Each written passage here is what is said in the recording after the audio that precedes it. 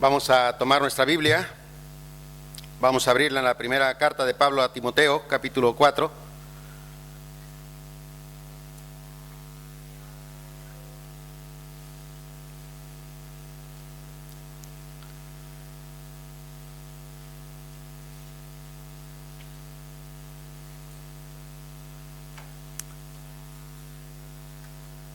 Estaré leyendo solamente los versículos 6 al 8, quizá vamos a ir a otros versículos en el curso de la predicación, pero estos versículos quisiera leer.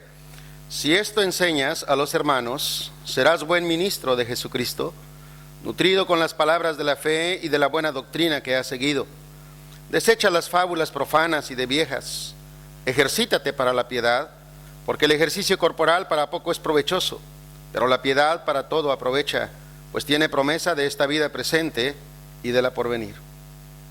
Padre, te damos gracias una vez más en esta mañana. Qué bueno ha sido, Señor, al permitirnos disfrutar de este compañerismo, de esta conferencia. Gracias por tu palabra, gracias por la preservación de tu palabra. Gracias, Señor, que nos inspira, nos ayuda. Tu palabra es vida y nosotros, Señor, te agradecemos esta mañana por lo que has hecho en la vida de cada uno de nosotros a través de los mensajes que hemos escuchado. Pedimos tu bendición ahora que estamos cerrando esta conferencia en este mediodía. Pedimos, Señor, que nos des atención, danos un espíritu de deseo de escuchar y de atesorar la riqueza de tu palabra sobre nuestros corazones. Pedimos tu bendición, oramos en Cristo Jesús, amén. Hemos estado destacando con vehemencia el tema de la preeminencia de Cristo, y estoy seguro que cada uno de nosotros, a través de lo que sabemos y entendemos, de lo que hemos escuchado, estamos de acuerdo en que el Señor es preeminente. Ayer decíamos, Él es preeminente de todas formas, sea que nosotros le demos preeminencia o no, Él es preeminente. Pero si bien es cierto, estamos convencidos de que es preeminente y que debemos darle la preeminencia en las cosas que hacemos, hemos solamente enfatizado el qué. Y esta mañana quisiera que nos detuviéramos un poco para considerar el cómo. Y cómo es que podemos hacerlo, cómo es que podemos darle la preeminencia al Señor. No basta que tengamos la buena intención, ni siquiera es suficiente que tengamos la buena voluntad, la buena disposición. Hay todavía cosas para hacer. Y el apóstol Pablo, hablando de las cosas que son necesarias hacer para poder estar en la condición de poder ser fieles en el ministerio, desde luego destaca algunas figuras comparativas para decirnos, mira, llamo tu atención a que consideres al labrador, llamo tu atención a que consideres al soldado, debes considerar de alguna manera también al atleta. Y estos van a darte algunos principios básicos que tú debes considerar, porque la vida cristiana, al fin y al cabo, el ministerio, al fin y al cabo, es una lucha. Cuando estamos aquí en una reunión como esta, compartimos tantas escenas y tantas historias de guerra. Esa es una de las razones por las cuales estas reuniones son tan necesarias. Ayer, cuando el hermano Alcides estaba compartiendo los problemas de su familia, yo estaba diciendo, gracias, Señor, porque cuando uno escucha lo que pasa en la vida de otros, uno se da cuenta que no estamos solos en esto, que hay otros que de igual manera están pasando por alguna tribulación, y entonces eso nos invita a sensibilizarnos y a decirle al Señor, gracias Dios, porque eres un Dios de misericordia, gracias porque eres un Dios de toda consolación, gracias Dios porque permites que pasemos por pruebas, por dificultades, para que de esta manera nosotros también podamos consolar a otros con la consolación con la que nosotros somos consolados.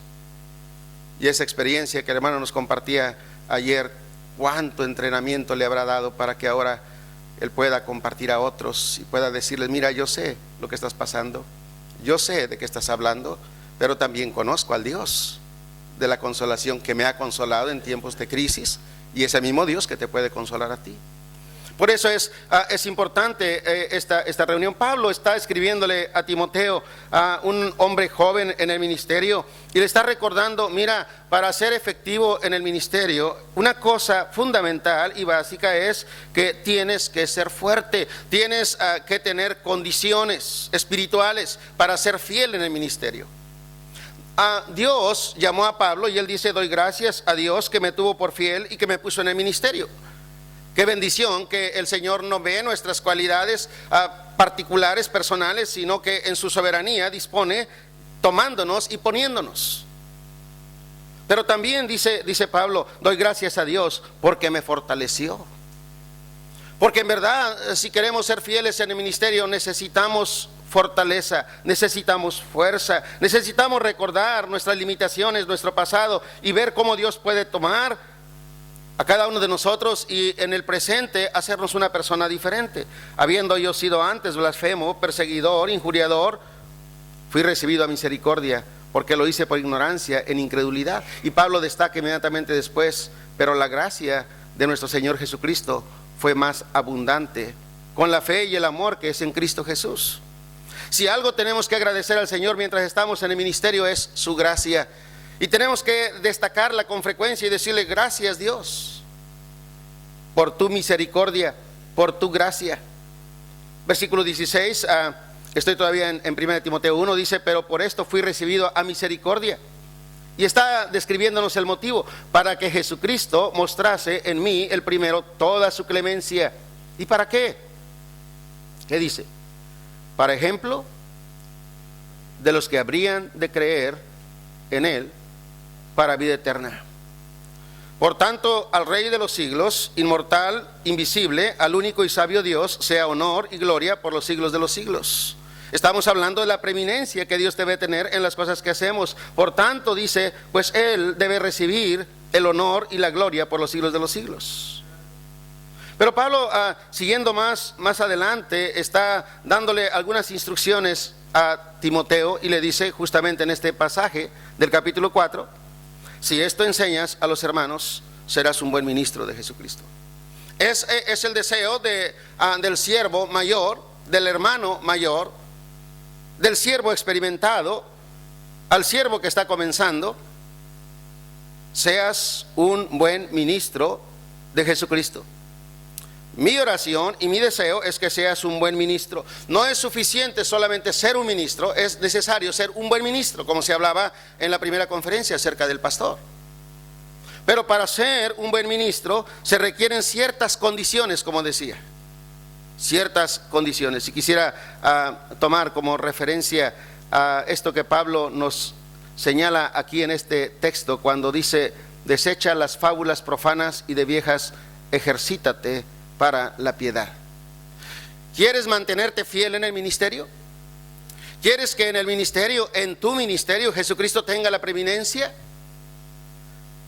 No es solamente que el Señor tendrá la preeminencia, que Él va a tener la preeminencia, como decíamos, quieras tú o no, pero es el hecho de querer que nosotros le demos la preeminencia. ¿Y cómo lo vamos a hacer? Bueno, una de las cosas que tenemos que hacer es ejercitarnos en las cosas espirituales, ejercitarnos en la fe. Demanda, desde luego, de nuestra parte trabajo, demanda servicio, demanda sacrificio, demanda esfuerzo. Y en el tenor de esa comparación, quisiera que en esta mañana viéramos algunos aspectos para cómo prepararme y ser fuerte para mantenerme en el ministerio hasta aquel día, para terminar la carrera con gozo. No es suficiente comenzar y comenzar bien, pero hay que comenzar, hay que continuar y hay que terminar y acabar, como estamos diciendo, con gozo. Entonces, la primera cosa que Pablo está diciendo: mira, ¿has observado a las personas participando en los deportes, en las olimpiadas? ¿Has visto que ellos llevan un tiempo de preparación? ¿Has visto que en verdad, si ellos quieren no solamente competir, pero además quieren ganar, pues tienen que ser profesionales en lo que hacen? Hay un dicho allá en México, y supongo que es igual en todos los países: cuando a veces queremos alentar a las personas a participar en una contienda deportiva, les decimos: mira, lo importante no es ganar. ¿Qué es lo importante? Competir o saber competir. Pero hermanos, cuando estamos en el ministerio, nosotros no podemos decir que no es importante ganar, porque nosotros estamos puestos para ganar. No estamos solamente puestos para competir, estamos puestos para ganar.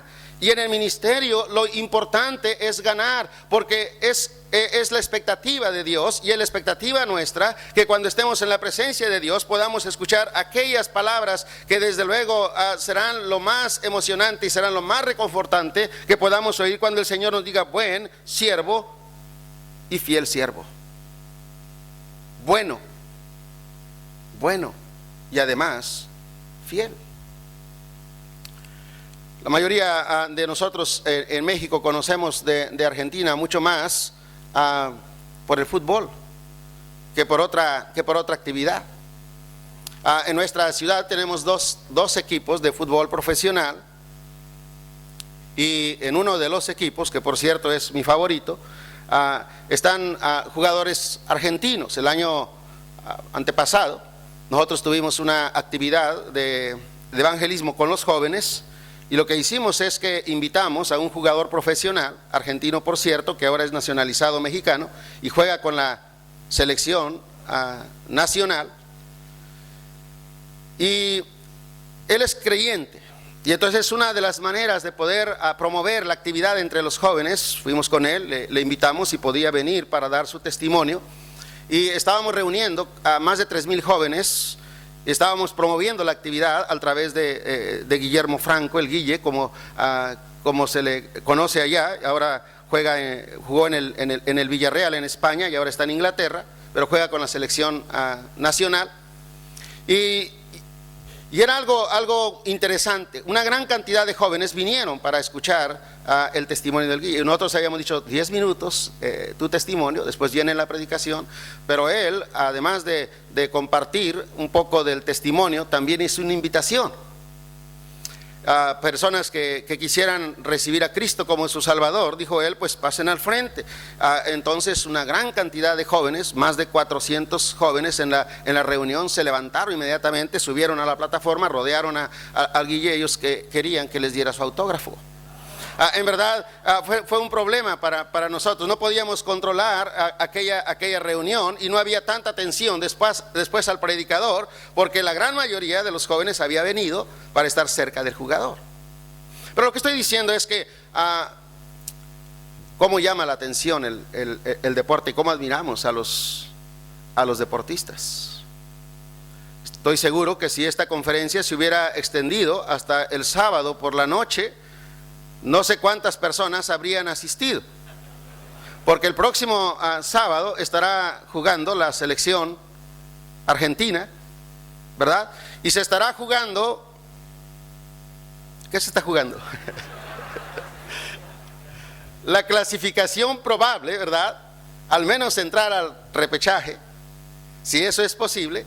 Y la mayoría de las personas estarán atentos y estarán concentrados ahí. Muchas personas saben lo que pasa en la selección. Ahí está uno de los más grandes ídolos del fútbol mundial, dirigiendo la selección nacional. Hay muchas personas que cuestionan ese hecho y dicen: bueno, pues sí, fue un gran jugador, pero eso no quiere decir que sea el mejor entrenador. Pero tiene a alguien cerca de él que es un buen entrenador, y es probable que esa es la esperanza, ¿verdad?, de muchos argentinos, que pueda ayudar para que puedan hacer un buen trabajo y pueda obtener de esta manera el pase clasificatorio.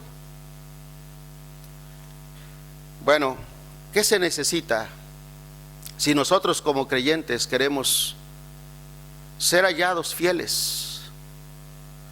Además de la gracia de Dios, ¿qué es lo que a nosotros nos corresponde? Porque la gracia es un don de Dios y es inmerecido para nosotros. No la tenemos porque nosotros hayamos hecho alguna cosa, pero hay cosas que sí tenemos que hacer. Lo primero que quiero destacar es: nosotros necesitamos un entrenamiento extenuante. Esto es fundamental si es que queremos estar fuertes. Necesitamos entrenarnos, pero entrenarnos de una manera continua, de una manera constante, todos los días, hasta el punto de quedar exhaustos en el entrenamiento diario de nuestra devoción personal, de nuestro tiempo con el Señor, de nuestra relación con el Señor. El Señor lo dijo de esta manera, en estas palabras: permaneced en mí y yo en vosotros, porque separados de mí nada puedes hacer. ¿Cuándo es que tenemos que permanecer en el Señor? Todos los días. Todos los días, desde la hora más temprana en la mañana hasta la hora más alta en la noche, nosotros necesitamos permanecer en el Señor. Y eso es entrenamiento, hermano. Entrenamiento tiene que ver, desde luego, con el estudio de la palabra de Dios, con la lectura de la Biblia, con el tiempo devocional personal, con el tiempo de la meditación, con el tiempo de compartir la palabra de Dios, con el tiempo de ejercer el ministerio. ¿Cuándo lo tenemos que hacer? Siempre. Siempre, si en verdad vamos a ser hallados fieles, necesitamos un entrenamiento extenuante. Pablo lo está explicando en términos deportivos, refiriéndose desde luego al ejercicio que hacían los atletas para prepararse en los Juegos Olímpicos. Y nosotros sabemos cómo los atletas se preparan para participar en una contienda mundial, como son las Olimpiadas. ¿Qué hacen? Con mucho tiempo, tal vez de olimpiada a olimpiada, algunos se están preparando y recurren a sitios especiales donde van a probar toda su capacidad para ver si están en la condición de rendir lo más posible. Pero además son sometidos a ejercicios extenuantes. Cualquiera de nosotros no podría soportar esos ejercicios. Cuando yo estaba estudiando la carrera de Derecho, hice un curso de especialización en el Distrito Federal, que es una ciudad muy alta, y fuimos convocados los estudiantes que veníamos a ese curso y concentrados en el Comité Olímpico Mexicano. Así que ahí estábamos internados. Muy temprano veíamos nosotros cómo las pistas de carrera estaban llenas de los atletas que estaban preparándose para las Olimpiadas. Nosotros también, queriendo hacer algo de ejercicio, salíamos tratando de imitarlos y de hacer lo que ellos estaban haciendo. Obviamente nuestro tiempo de ejercicio a los 30 minutos o menos en muchos casos ya nos dejaba exhaustos ahí sobre el césped, ya sin fuerzas para continuar. Ellos continuaban todavía dando vueltas y vueltas sobre la pista porque se estaban preparando para las Olimpiadas, eran atletas. Y sabían que la responsabilidad que tenían no solamente es la competencia nacional, la competencia panamericana, la competencia internacional, la competencia mundial, y bueno, tenían que prepararse y el ejercicio tiene que ser extenuante.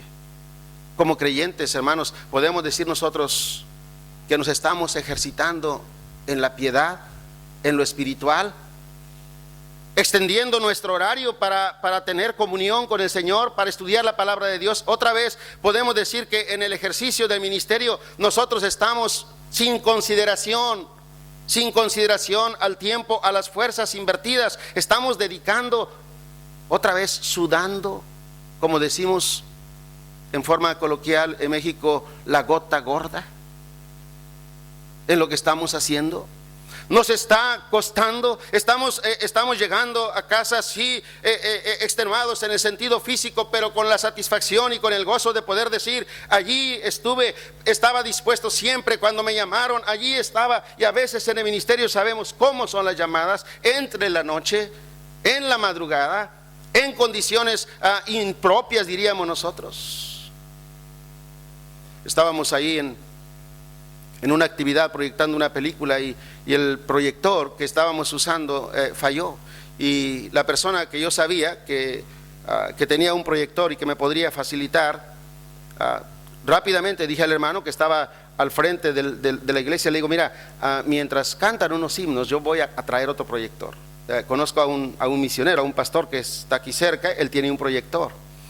Y siempre mientras iba en el camino iba orando al Señor y diciendo: Señor, que encuentre al hermano.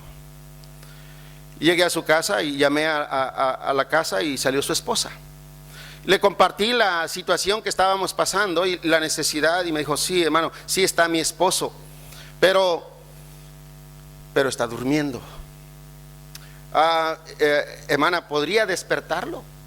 A ver si es posible que me prestara el proyector porque necesitaba. Dijo: no puedo despertarlo.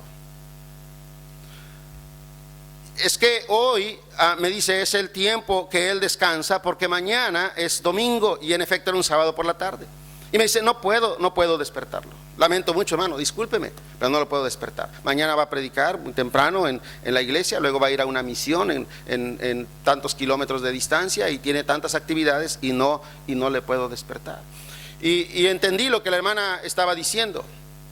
Y vine al grupo y le expliqué lo que estaba pasando. Pero lo que estoy diciendo, hermano, es que cuando nosotros estamos envueltos en el ministerio, a veces no podemos darnos ni ese privilegio. Aunque sea una necesidad, ni ese privilegio podemos darnos, porque si queremos ser hallados fieles en el ministerio, una de las cosas que tenemos que hacer es entrenarnos en la piedad, en las cosas que tienen que ver con lo espiritual. Aunque hay muchas otras cosas para hacer, las cosas básicas espirituales, otra vez, tiempo personal con el Señor, tiempo familiar con el Señor, tiempo de estudio de la palabra de Dios, pasando tiempo con el Señor, mientras vamos conduciendo, aún todavía vamos meditando en las cosas que están pasando y en lo que el Señor nos ha dicho en ese día. Necesitamos de un entrenamiento extenuante. Un entrenamiento extenuante demanda entrega. Lo que el Señor demanda de nosotros es entrega. Presenta tu cuerpo, como decíamos ayer, en sacrificio vivo. Nadie llega al nivel de competencia de una olimpiada si no se entrega a un ejercicio diario y riguroso.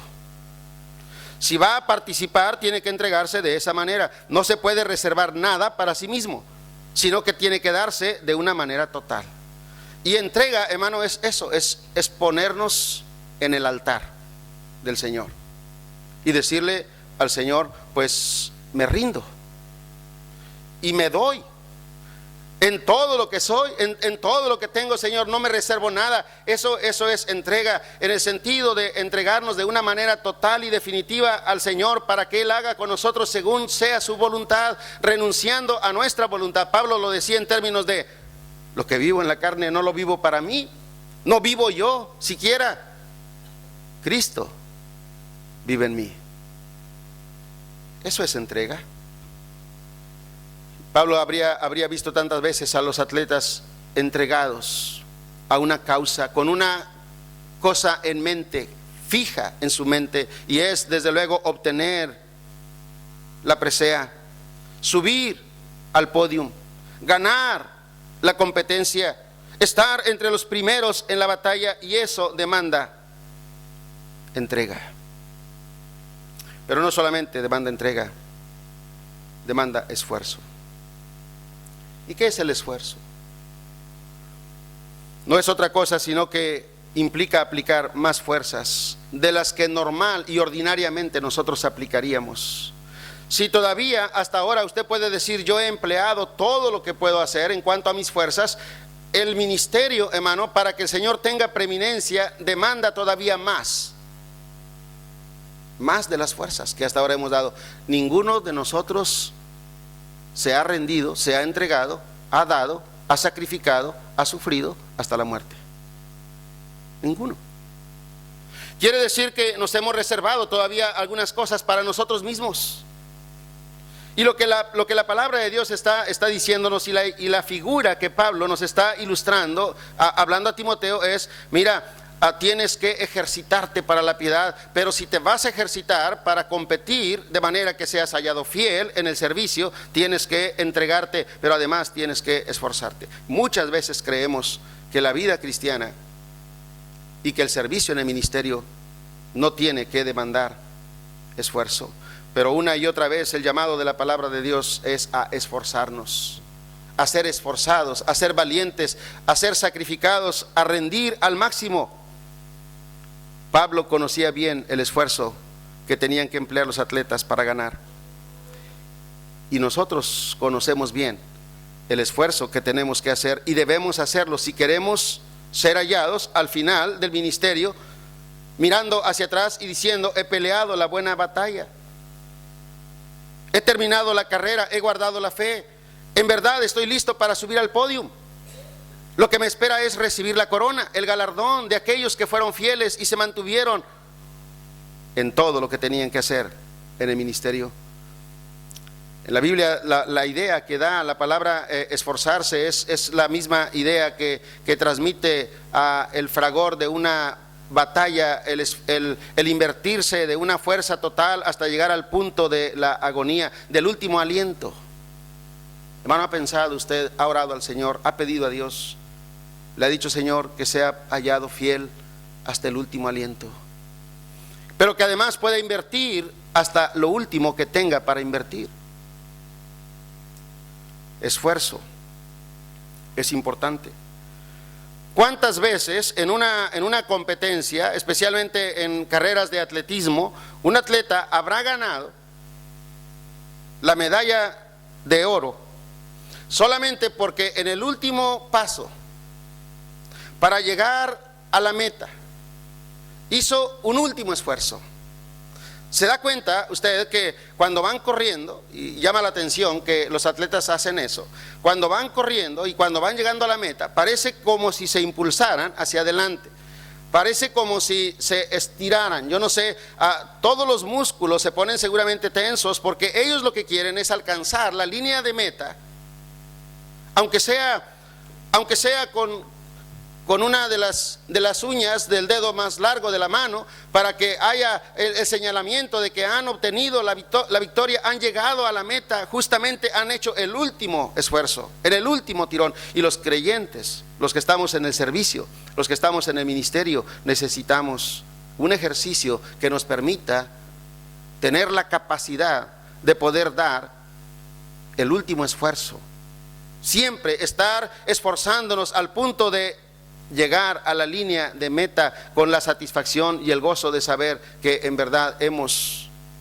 ganado, hemos llegado, pero además hemos llegado con la expectativa de recibir la corona. No creo, hermano, que como creyentes en el ministerio nosotros podemos estar como siervos en el servicio del Señor, podamos estar pensando o creyendo de una manera derrotista, de una forma pusilánime, en la cual nosotros podamos estar diciendo: bueno, yo hago lo que puedo,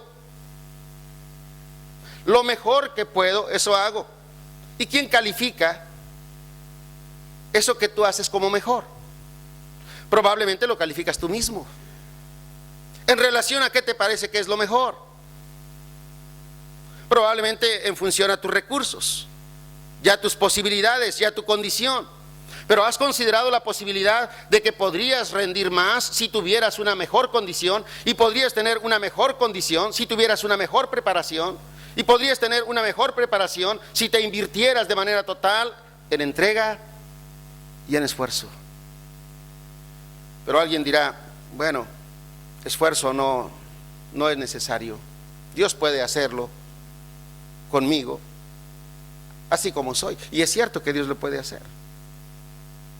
Cuando comenzamos la Universidad Cristiana en Monterrey, asistí a una conferencia fundamentalista, y en una forma de tratar de promover la universidad, llevaba una playera que lleva el logotipo de la universidad. Algunos estudiantes me acompañaban, estábamos sentados ahí en un sitio más o menos visible. Era una conferencia bastante nutrida.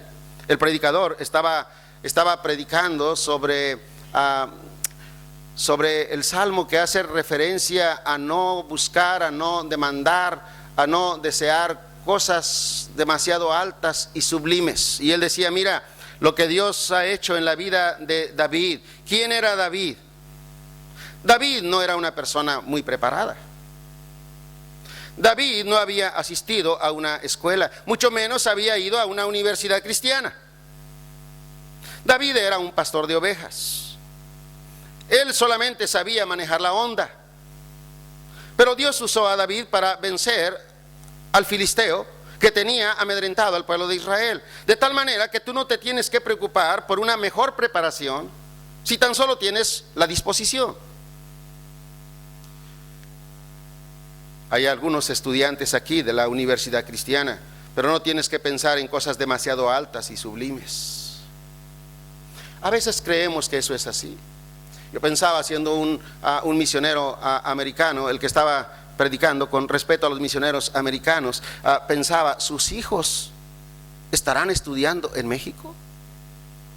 ¿O sus hijos estarán estudiando en una universidad cristiana? Y sabía que estaban estudiando en una universidad cristiana en los Estados Unidos. Pero hablando a pastores mexicanos, les estaba diciendo a los pastores mexicanos: mira, no se necesita que tú pienses en cosas demasiado altas y sublimes. Pensar en la preparación universitaria es como algo demasiado alto y sublime. Dios puede usar a cualquier persona. Y a veces lo que no me gusta de las conferencias fundamentalistas es que en muchas ocasiones, en México especialmente, algunos predicadores hacen mofa y hacen burla y escarnio y ridículo de algunos de los pastores, y ellos hacen referencia simplemente de que así como el Señor hizo hablar a una burra en el Antiguo Testamento, pues Dios puede también hacer predicar a cualquier persona, aunque sea un burro.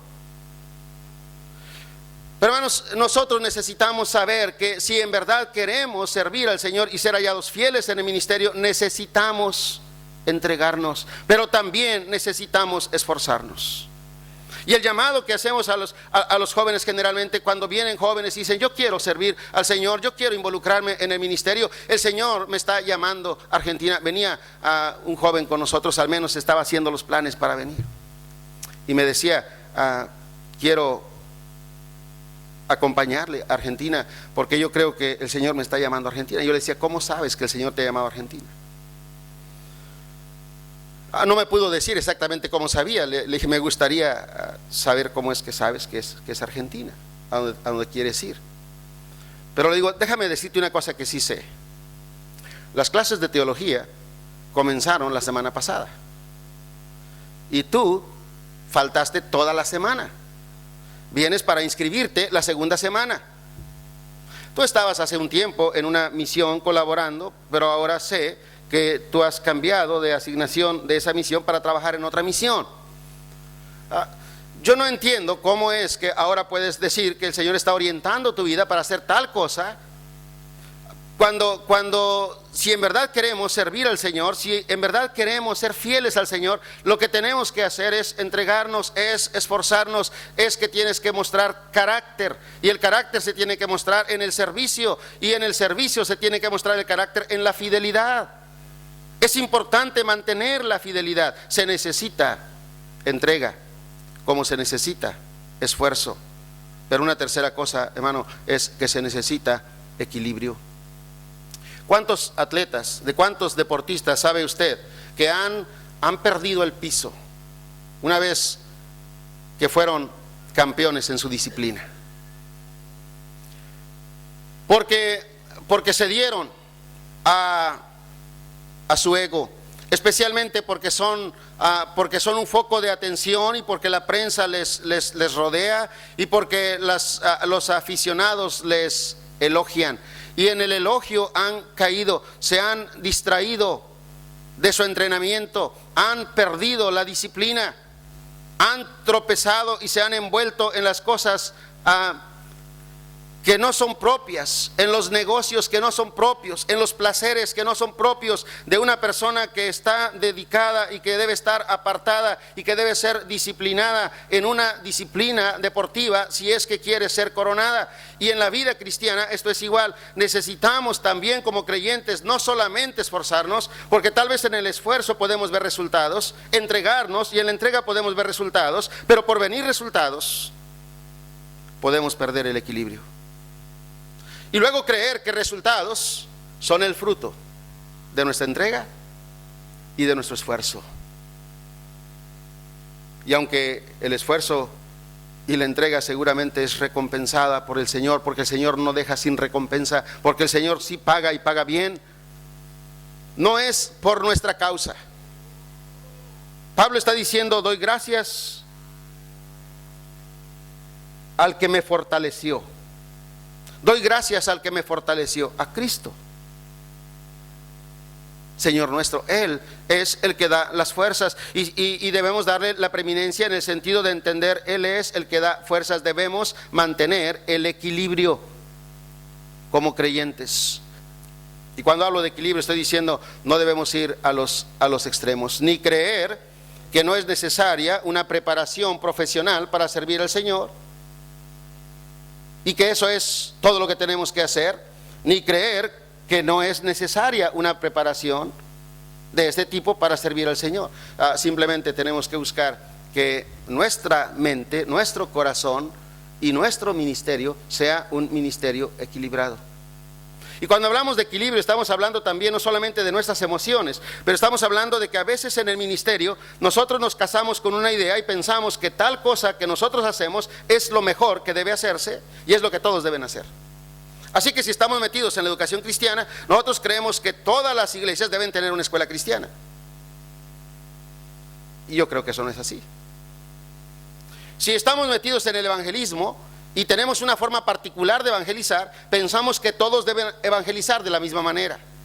Si nosotros no estamos evangelizando de manera masiva, pero estamos haciendo un programa de discipulado, entonces creemos que todos deben discipular de esta manera. Y a veces nos casamos con una filosofía y con una forma de ministerio que hacemos una cosa y excluimos la otra. Esta nos parece importante porque nosotros la hacemos, porque nosotros la iniciamos, pero aquella no es importante porque otros la iniciaron y otros la están haciendo. Una de las cosas que personas decían respecto de la universidad es que veían la universidad con cierto menosprecio, y la razón era pues simplemente no lo comenzamos nosotros. Así que si no lo comenzamos nosotros, no debe ser bueno. Sí es bueno solo lo que nosotros hacemos, en aquello que nosotros participamos, en aquello que nosotros colaboramos, eso debe ser bueno.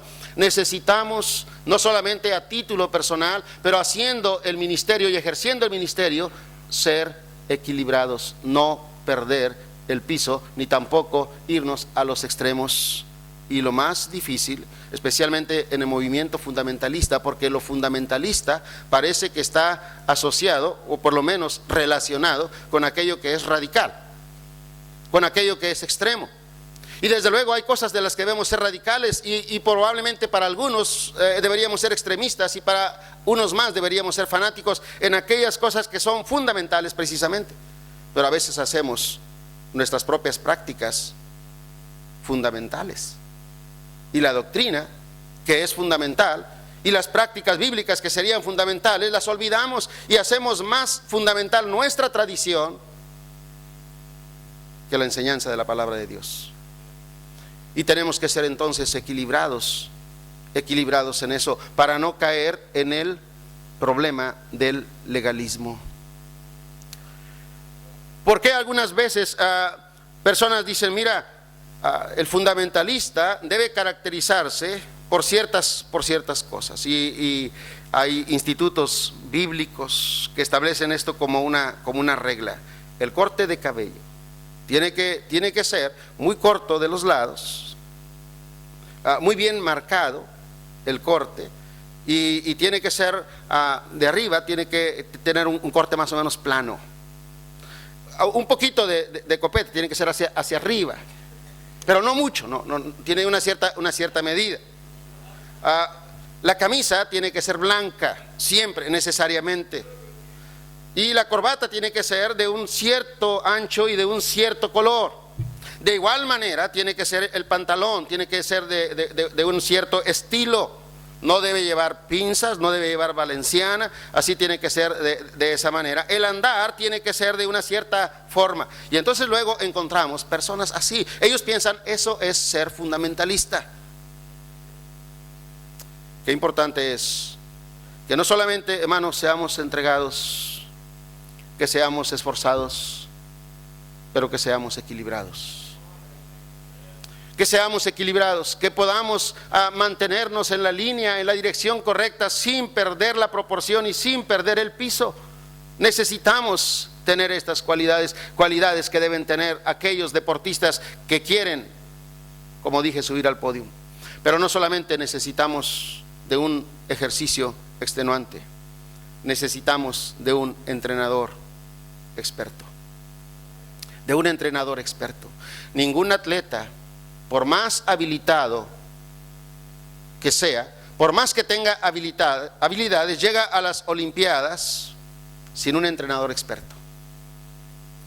Personas que han obtenido la medalla han tenido que confesar, han tenido que declarar que el mérito no lo tienen ellos, pero el mérito lo tuvo su entrenador.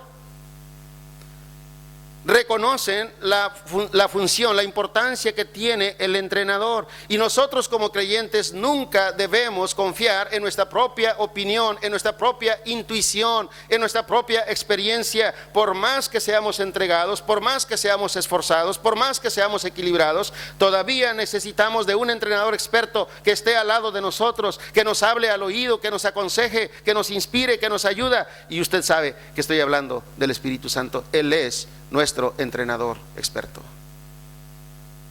Él sabe cómo se hacen las cosas. El entrenador experto, el Espíritu Santo, que es el que nos guía a través de la iluminación que nos da para entender la palabra de Dios y para aplicar la palabra de Dios, relacionándola con la vida diaria, con la vida práctica. También nos corrige aquellas cosas que hacemos mal y también nos instruye para que no caigamos en el mismo error y podamos hacer las próximas cosas bien. Eso lo hace el entrenador experto. Pero el entrenador experto, que es el Espíritu Santo, no solamente nos enseña. El entrenador es el que establece la estrategia. Un buen entrenador se distingue por ser un buen estratega. Uno puede pensar algunas veces de ciertos equipos de fútbol, uno diría cualquiera puede ser entrenador. Un entrenador dijo alguna vez, después de observar el cuadro de jugadores que tenía cierto equipo, dijo, ese equipo yo lo puedo dirigir por teléfono. Pues en verdad, con esa plantilla de jugadores, cualquiera puede ser entrenador, no necesita más que dejarlos jugar. Pero otros dicen que en verdad eso es muy difícil. Mira, dirigir a jugadores estrellas, qué complicado debe ser.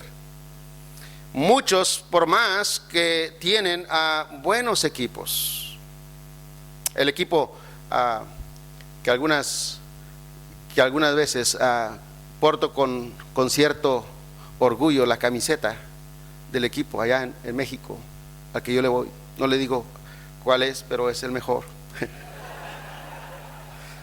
Está luchando siempre, tiene como los últimos 3 años peleando por no descender a la división inferior. Pero hace una inversión increíble para traer jugadores de otros países. Procura traer los mejores jugadores, paga tiene las nóminas más altas de todo el fútbol mexicano. Tienen las nóminas más altas. Hacen inversiones extraordinarias. El estadio está siempre lleno. No hay una sola ocasión que juega ese equipo que no llena el estadio. Lo llena siempre porque están vendidos todos los abonos de la temporada antes que comienza la temporada. Todos los abonos. Se dice de esa afición que es la mejor afición de México porque siempre llena el estadio. El equipo no se preocupa por ganar. Al fin y al cabo, los boletos están vendidos. Pero hace grandes inversiones, pero no sube, no asciende. Cambia de entrenadores casi cada 3 meses. Cambia continuamente de entrenador. Trae entrenadores de Europa, trae entrenadores de aquí, de Argentina. Han ido entrenadores. Pasarela fue entrenador del equipo y muchos otros han sido entrenadores, pero no funciona mucho el equipo como se esperara. Porque se necesita no solamente la persona que enseña, se necesita no solamente tener los mejores jugadores, se necesita establecer una estrategia. Y mire, estoy seguro, hermano, que muchas veces nosotros sí hacemos el trabajo en el sentido de entregarnos, sí hacemos el trabajo en el sentido de esforzarnos, sí hacemos el trabajo en el sentido de ser equilibrados. Y aún todavía nos dejamos guiar por el Espíritu Santo. Pero a la hora de la estrategia, nosotros queremos decirle al Espíritu Santo que nosotros sabemos mejor la estrategia que Él, porque Él nos está indicando que hagamos algo diferente a lo que siempre hemos hecho. Y como siempre hemos hecho de la misma manera, tradicionalmente hemos hecho las cosas de la misma manera, entonces nosotros debemos hacer las cosas como otros las han hecho. Y porque otros nos han dicho que esa es la mejor manera de hacerlo, pues nosotros pensamos que así debe hacerse. Y quizá el Espíritu Santo nos está mostrando: las condiciones son diferentes, las circunstancias ahora son distintas. Mira, Yo no estoy diciendo que necesariamente tienes que cambiar los principios fundamentales que tienen que observarse en hacer las cosas correctamente, pero es probable que tengas que cambiar algunas formas. No puedes actuar de la misma manera para todos los tiempos y para todas las personas. El primer día decíamos, ¿por qué no estamos ganando a personas profesionales en nuestras iglesias? ¿Por qué no los ganamos? Bueno, porque nosotros creemos en una estrategia, y nuestra estrategia es ir y tocar puertas y abordar a las personas y presentarles el plan de salvación a las personas de una manera personal y directa. Pero cuando llegamos a esas colonias que son privadas, esas colonias no tenemos acceso ni siquiera a la colonia, mucho menos a la casa. Están circundadas por una barrera, ahí por una muralla, donde se necesita de una tarjeta electrónica para poder entrar a la colonia. Y cuando llegamos finalmente a entrar, llegamos a una casa, nos encontramos que hay un interfón, no sale nadie, y nos dicen desde adentro si se ofrece alguna cosa, y desde adentro nos rechazan. Y nosotros pensamos, bueno, pues es que simplemente el Señor no querrá que hagamos la obra en esta colonia, así que si no nos reciben, vamos a otra parte. Y no será, hermano, que el Espíritu Santo nos dice, lo que tienes que hacer es cambiar tu estrategia. Tienes que considerar otras posibilidades a lo que estás haciendo. Hay otras maneras de hacer las cosas, y puede ser que te lleve tiempo, pero has considerado la posibilidad de cambiar la forma de que siempre lo has hecho para hacerlo de una manera diferente. Ayer compartía un hermano que, estando en el País Vasco con un misionero, me invitó para ir a hacer trabajo de evangelismo un sábado por la mañana, y me dijo, hermano, si puede acompañarme, vamos a ir a hacer evangelismo personal. Y fuimos a una distancia como de unos 45 kilómetros de donde está la iglesia. Es una pequeña iglesia ahí en el País Vasco. Y llegamos al sitio donde íbamos a hacer evangelismo personal. Estaba alejada la finca donde fuimos. La persona que íbamos a visitar estaba derribando un árbol con una hacha. Y llegamos ahí, el hermano misionero saludó amablemente a la persona y luego le dijo si le podía ayudar en algo. Y dijo, ¿te animas a ayudarme aquí con el hacha? Dijo, sí, claro. Y estaba él ayudando ahí a cortar el árbol con el hacha. Tardamos ahí unos 30 minutos tal vez, conversábamos de las vacas y de los árboles y del campo y de las cosas que aquel hombre estaba haciendo, y me dijo el hermano, bueno, hermano, ya terminamos, vámonos. Y yo siempre decía en el camino, hermano, pero no le hablamos, no le testificamos, no le dijimos nada, no le presentamos el evangelio, no le hablamos de Cristo. Él dice, sí le hablamos, pero no dijimos nada. Pero cuando yo le dije a esa persona que si le podía ayudar en algo, y tomé el hacha y comencé a trabajar, yo le estaba testificando. ¿Por qué es tan difícil, hermano? Aquí no es como en México. Usted comienza a testificarle a una persona como esta, y es la última vez que usted tiene acceso a esa persona. Esa persona no lo va a recibir la próxima vez, pero esa persona sí me va a recibir la próxima vez, porque yo vine y le ayudé para tumbar el árbol. Y la próxima vez me va a recibir, y la otra vez me va a recibir, y no sé si la tercera o la cuarta vez le voy a poder presentar el plan de salvación, pero esto es lo que puedo hacer. Lo que estoy haciendo aquí es que llevo los folletos y los pongo en el buzón. Ya cubrí toda la zona poniendo folletos en el buzón, porque no hay acceso a las personas. Si llamo a la puerta, no me van a abrir la puerta. Entonces, ¿qué quiere decir? Estamos diciendo que el Espíritu Santo nos inspira, nos anima, nos aconseja a hacer las cosas de manera diferente en un lugar y en otro lugar, porque el Espíritu Santo es nuestro entrenador experto. Él es el que nos enseña, pero también es el que nos muestra la estrategia. Y cuando nosotros estamos probablemente desanimados, desalentados, el entrenador lo que hace también es que estimula a sus jugadores. No solamente les traza la estrategia, pero también los estimula. Hay en verdad entrenadores que todo lo que son es que son motivadores. Y con la motivación logran bastantes resultados. Y sabe que el Espíritu Santo es nuestro motivador.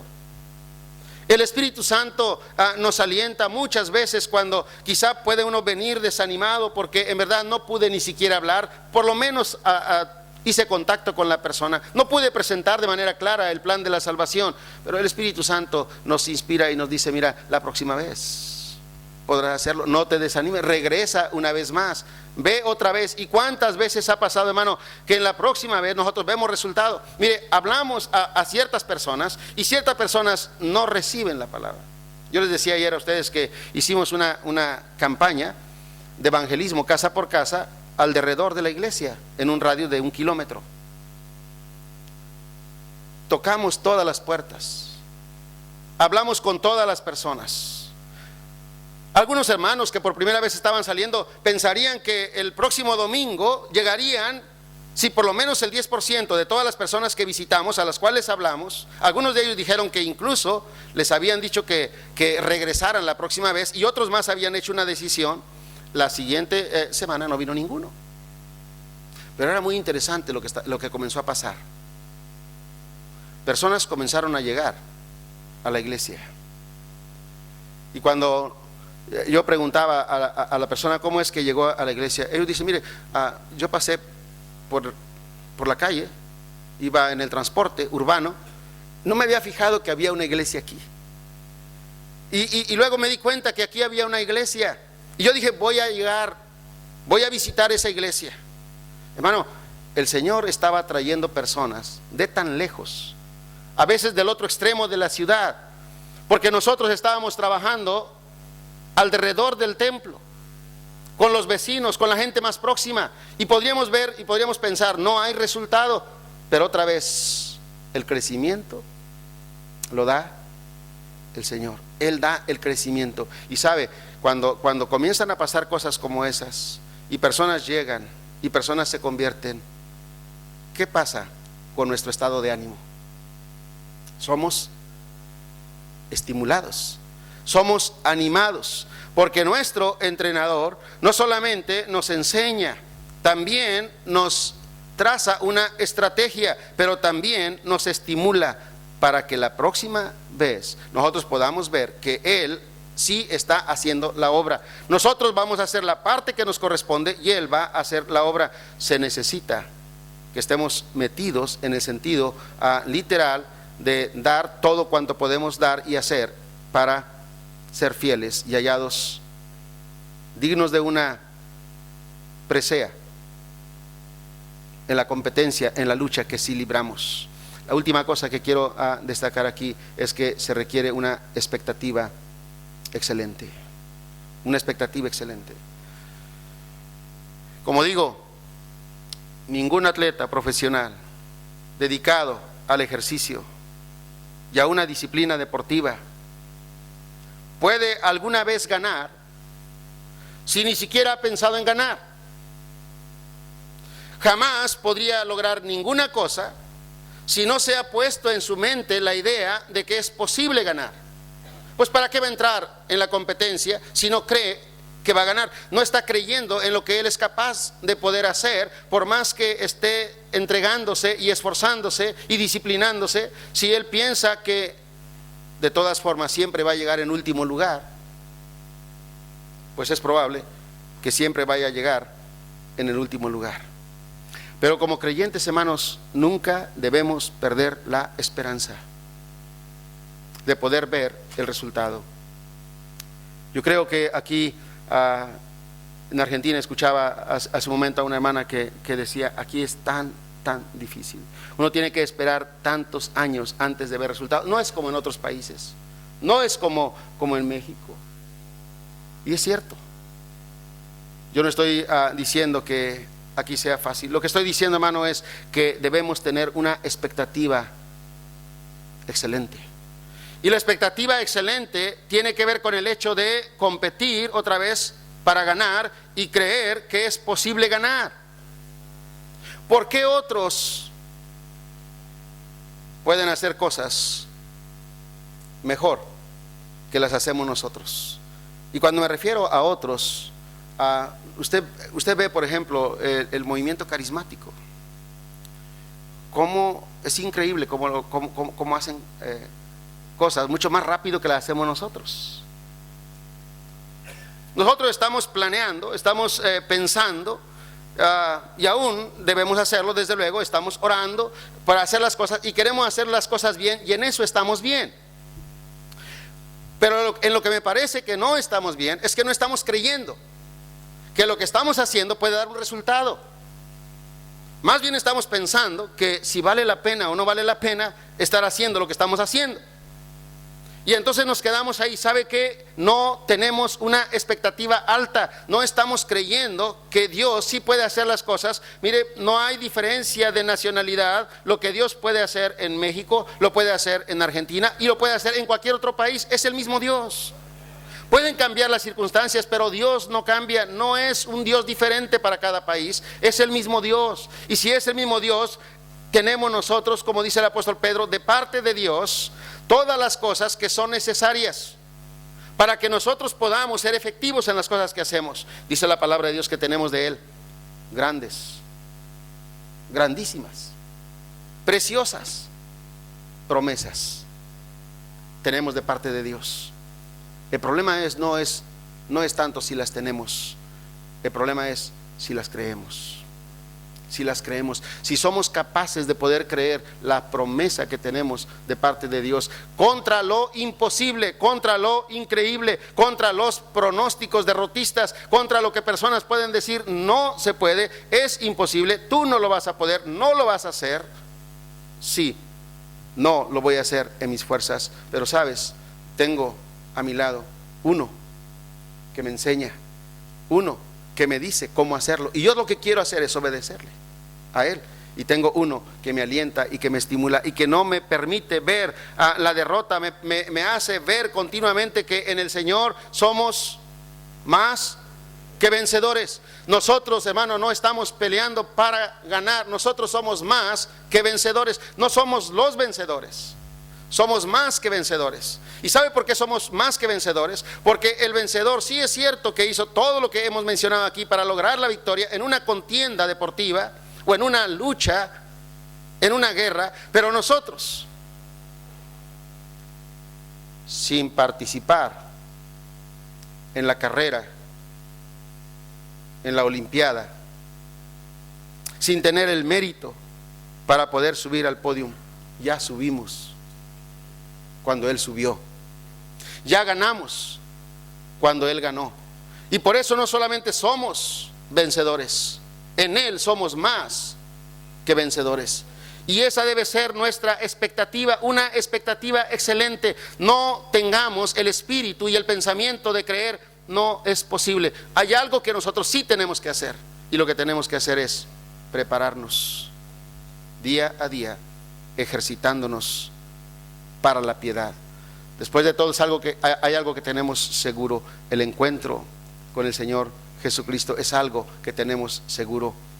Un día sí tendremos un mismo estándar que será eterno cuando estemos con el Señor. Mientras tanto, hay algo que tenemos que hacer si en verdad queremos ser hallados fieles: ejercitarnos para la piedad, porque el ejercicio corporal para poco es provechoso, pero la piedad para todo aprovecha, pues tiene promesa de esta vida presente y de la venidera. Tiene provecho en esta vida presente y en la venidera. Yo le pregunto, hermano, esta mañana,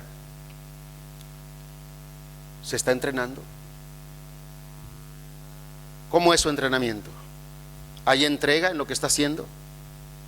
¿Se está esforzando? Es decir, ¿está dando el último tirón? ¿Está empleando la última gota de sus fuerzas?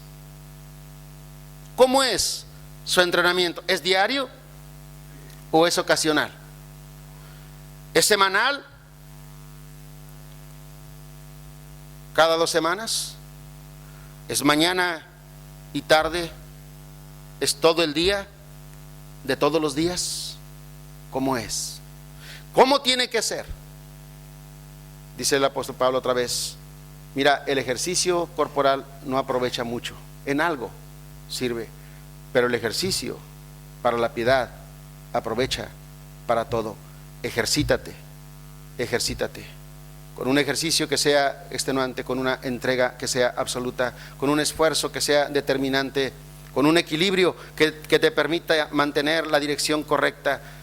Haz caso a un entrenador que tienes al lado, que siempre te va a estar alentando, te va a estar animando, pero te va a estar enseñando y te va a estar mostrando la manera de cómo se hacen las cosas. Pero también no olvides una cosa: mantén una expectativa alta, una expectativa alta.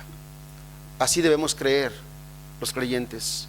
Hermano, tenemos que influenciar a otros con una visión extendida.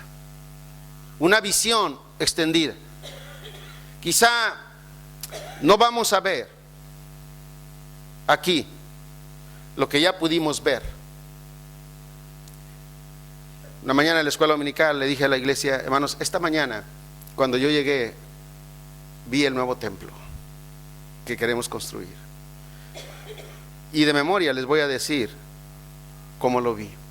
Ahora, no es que lo vi con los ojos de la cara, es que llegué temprano, estuve orando, estuve observando el terreno. No es un terreno que ya hemos comprado, nos ha costado mucho comprar los terrenos aledaños a donde estamos, porque los vecinos han impuesto un costo bastante alto a los terrenos. Y les dije: todo el predio, toda la cuadra será nuestra. El templo lo haremos en dos partes. La primera etapa tendrá capacidad para 500 personas, y la siguiente etapa tendrá capacidad para otras 500 personas. La siguiente semana hablé al arquitecto, le compartí la visión, le dije: quiero que haga un plano general. Ellos le llaman un plano maestro de la construcción. Y me dijo: ¿ustedes tienen el terreno? Le digo: no, lo vamos a tener, no lo tenemos. ¿Cuánto tiene de terreno? Le dije: mire, casi tenemos toda la línea de esta acera, de la calle. Nos faltarán unos 2 terrenos más para completar toda la acera, y luego nos faltan todos los de atrás, pero los vamos a tener. Yo le digo a los hermanos: hermanos, yo ya lo vi. Yo le doy gracias a Dios, y le digo: gracias, Dios, que me has permitido ver con los ojos de la fe, que yo puedo ver lo que tú puedes hacer. Hermano, tenemos que tener una expectativa alta, no pensar que no podemos otra vez, creer que sí es posible, porque tenemos a un Dios todopoderoso.